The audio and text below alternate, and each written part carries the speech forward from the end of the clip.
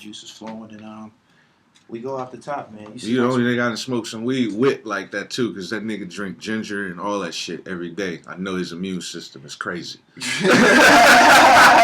know what I'm saying? You don't be eating no bullshit. I already know, because I stay full of ginger. You good as long as you taking care of everything already. Yeah, you good. No doubt. The fuck. If you tune into me watching Gully TV, man, we have who I would consider a college DJ pioneer in the state of Pennsylvania.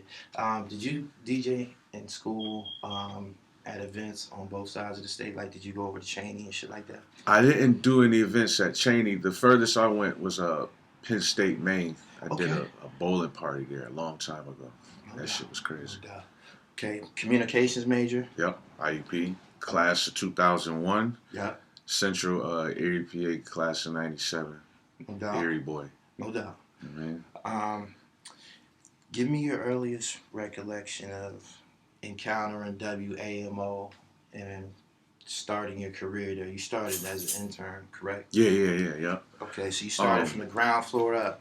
Ground floor up. Let me ask you something about an intern at a radio station. Do y'all like start off like going to get coffee and shit like that? Yeah, to a certain degree, but not in the sense where you feel like a lame. Yeah. You just want it's part of try to make yourself part of the team and shit. Valuable. Yeah. That's really the key to being an intern.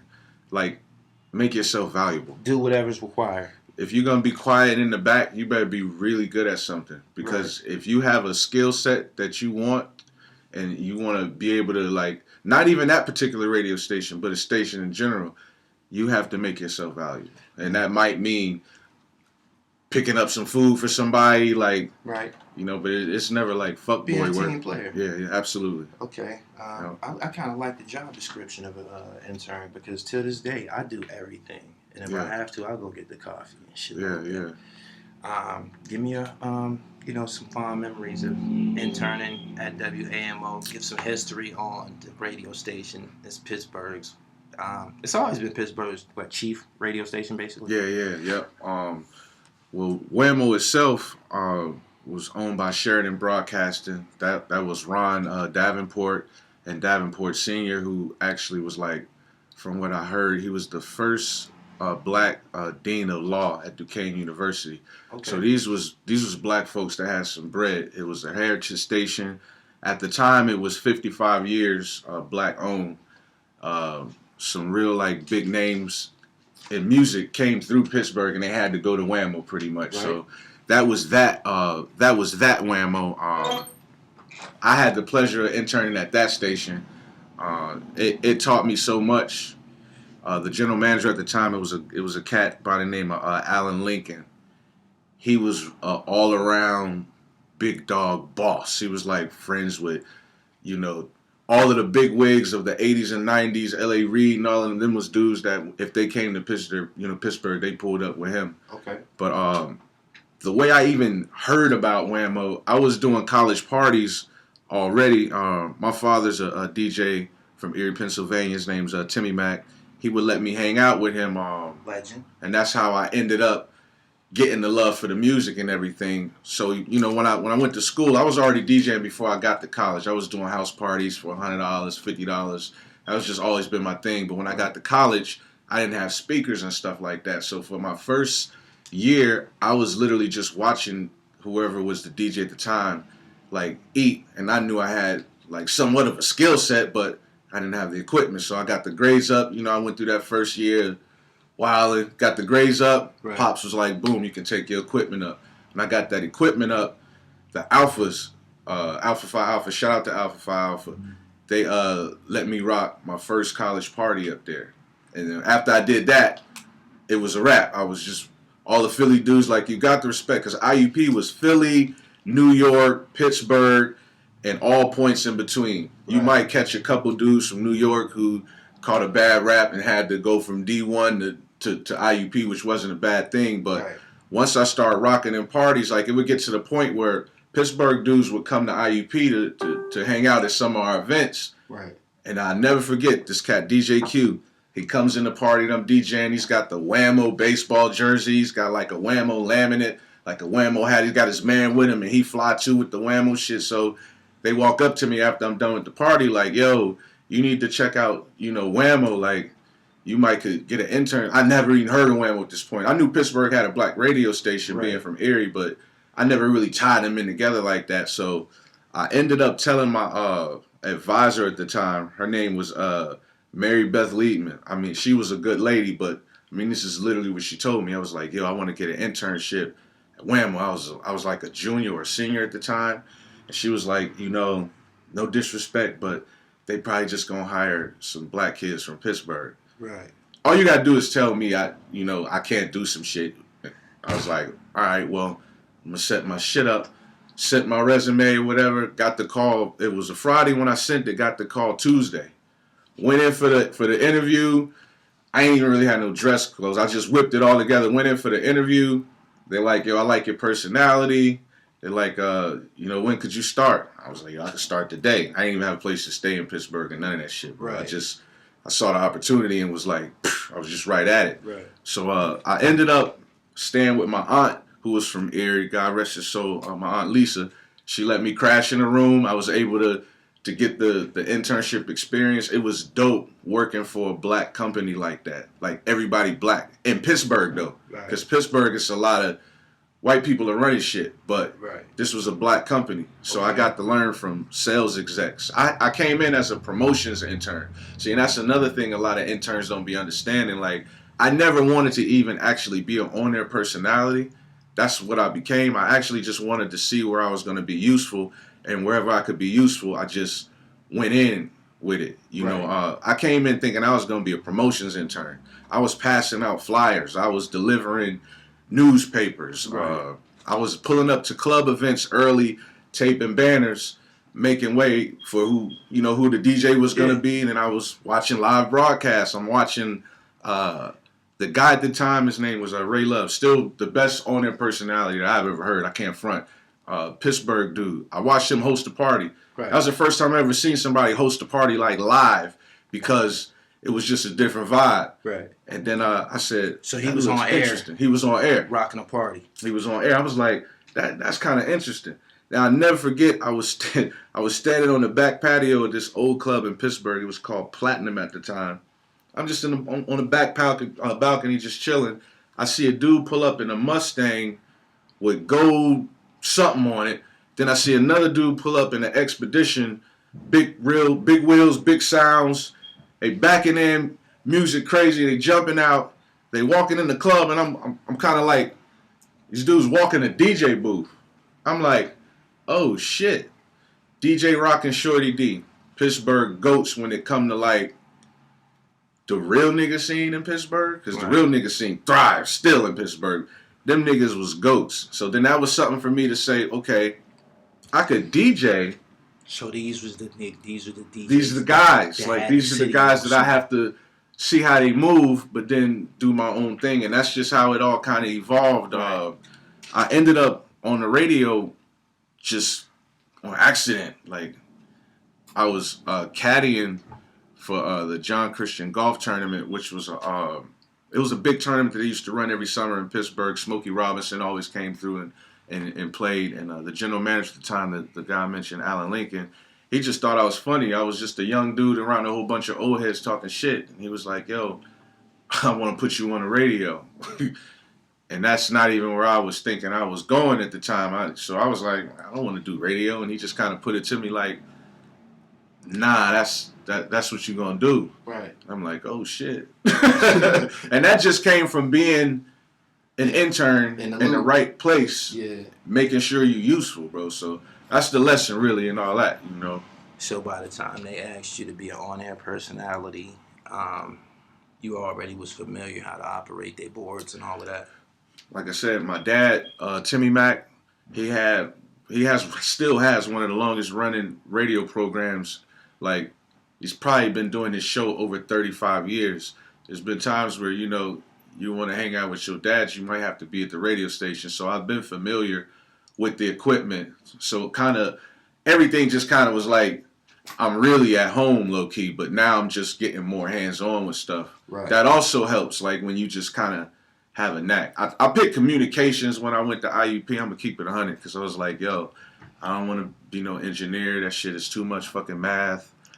I kind of want to teach, but they be treating them real bad for like you're really not gonna get paid unless you're a doctor, and I don't really want to keep going to school. Like I'm just keeping it 100. I was like, communications is more like my thing. I like cameras. I like turntables. Like I like shit. Right. I like to create. Right.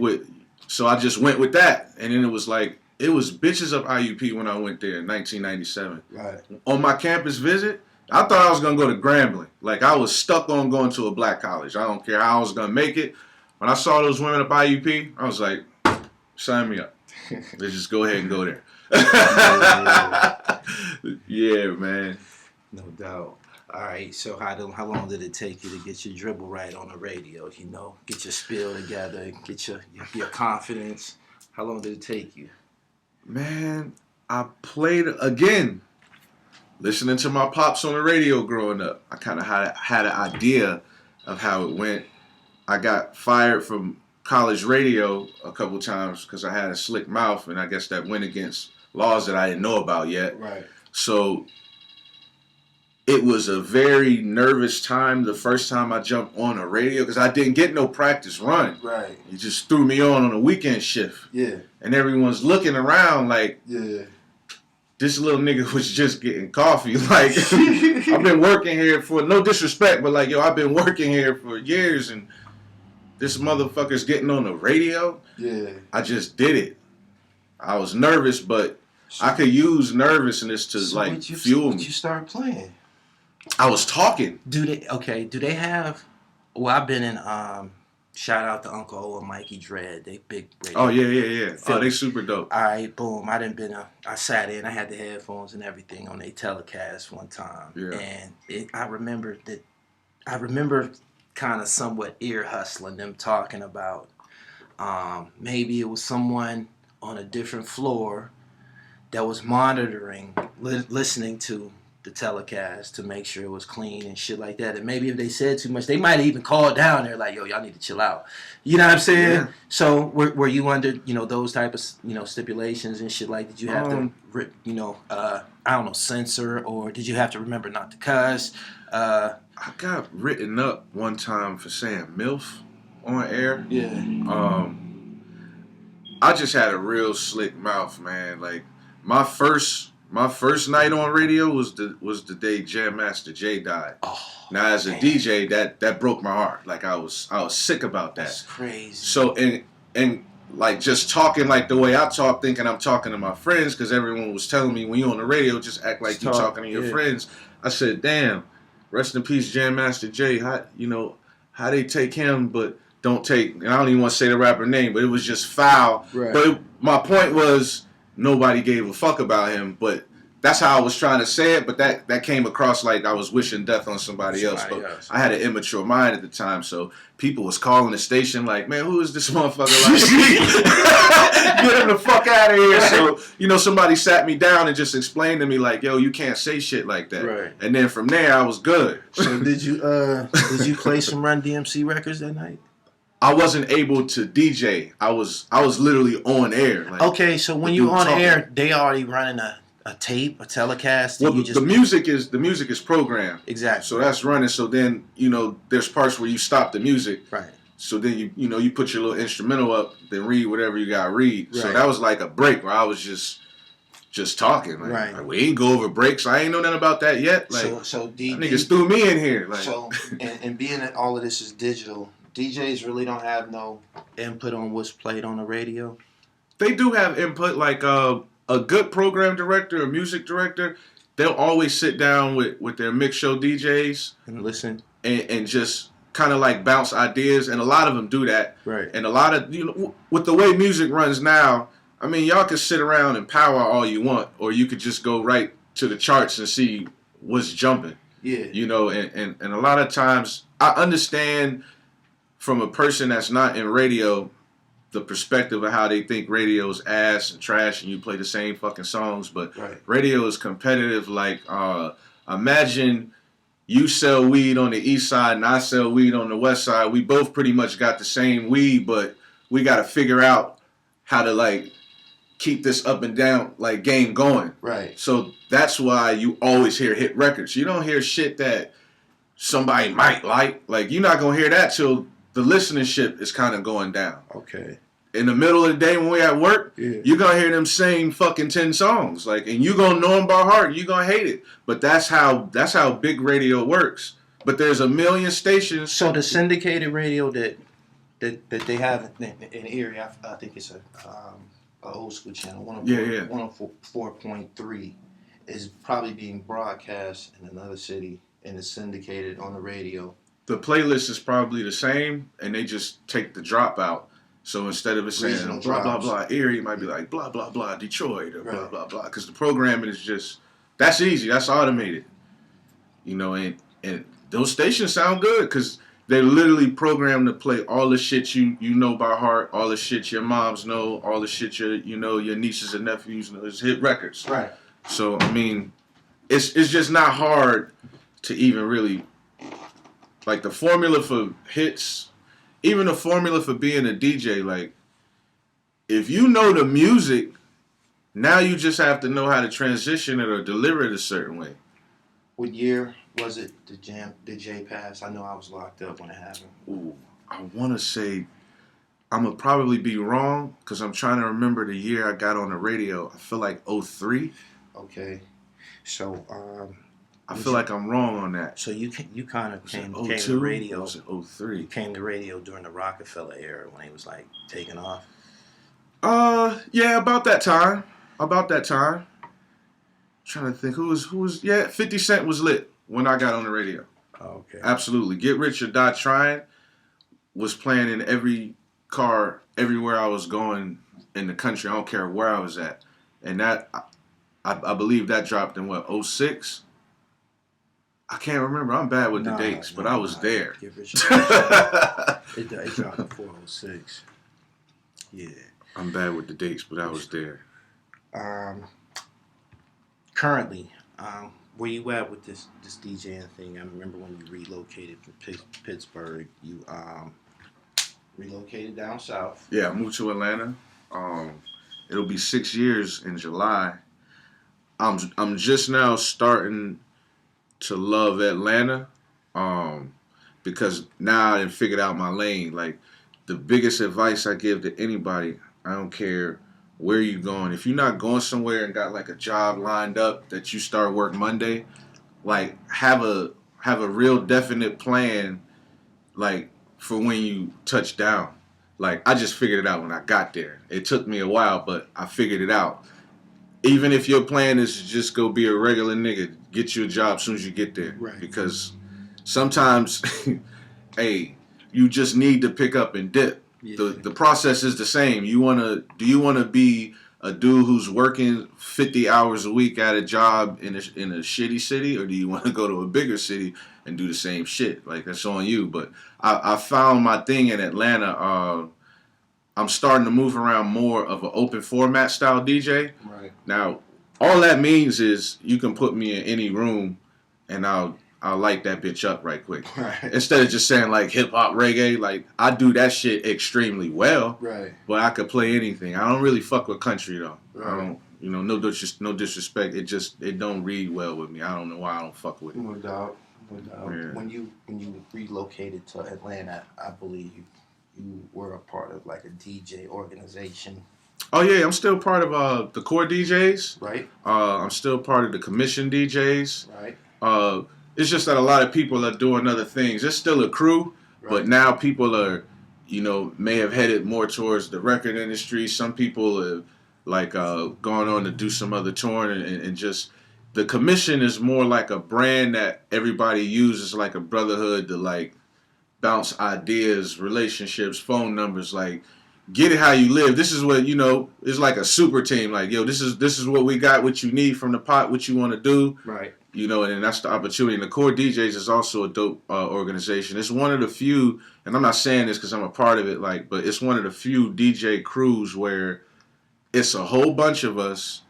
We rock with each other, and a lot of them songs that be getting in through them emails, they be ended up like big songs. Like, Right. so it's a good organization to utilize, like, for trying to get some shit cracking. Like, people take pride in being a core DJ. I know I do. Like, I be feeling bad because I'm not involved in more shit. They got so much shit going on. It's like, You got the shit you gotta do, and Right. then you know what I'm saying. But So that's a how dope you go about organization. breaking records when you hear hot shit? Like when I say when you hear hot shit, for instance, you know, me and you we're both fans of music and fashion.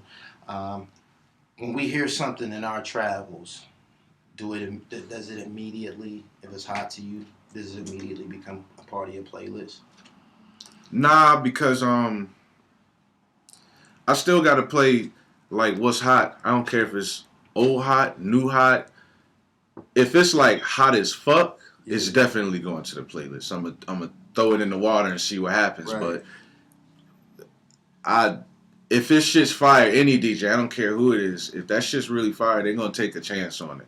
But a lot of times, people think that they gotta make a song for the club. Like, and if you really think about it, I mean, this is just keeping it 100. Like, the club ain't the place to really think you gonna have some fire ass shit. Now, if you want to talk about what goes on in the club, that's a good way to get a club song. Right. Everything ain't about the fucking club. Like, you do the math, you're gonna get 500 people in the club to play your song that day.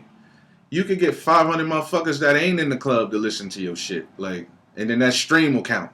Right. So I think it's best for artists to just don't even think about the fucking club, nigga. Just make your shit. Make music. And if people fuck with it, I mean, good dope sell itself. So since you said that, the club's been closed for 4 months now. Yeah.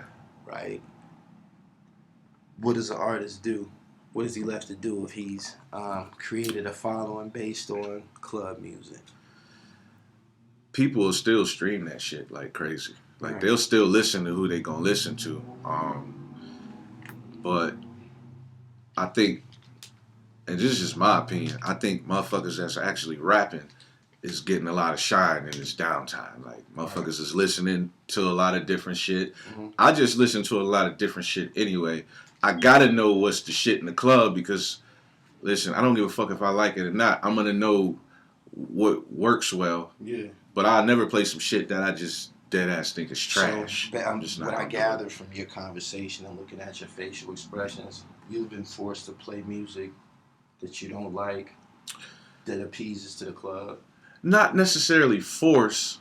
Like, it's not my job to play the shit that I like to begin with. Yeah. It's my job to play the shit that they like. Okay. So if I'm in the arena and they like shit that I don't like, I ain't gonna not play it because I'm like in the booth griping. I'm gonna play it. You ain't gonna know I don't like it. It's my fucking job to play what you like. You know what I'm saying? Speaking of streaming, how do people go about, you know, grabbing some of your mixes? You still got mixes up? I'm getting ready to relaunch GQtodJ.com. I'm gonna be updating that with mixes often. I got a ton of content for that, but I'm just gonna redo my site. I'm gonna have like pictures, videos. GQtodJ.com is about to be lit in a second, but you can still check some of my mixes out right now on the site, and I got a Mixcloud site, mixcloud.com/GQ412. Right. I love that you sent me a mix last year, man. It was heavily Queensbridge. It was Queensbridge out of there. I was loving that. Man, I'll set some shit up right now, and I'll play some vibes for you, nigga. I ain't got shit to do. I brought the whole shit with me. All right, we gonna get to that. All right, my man.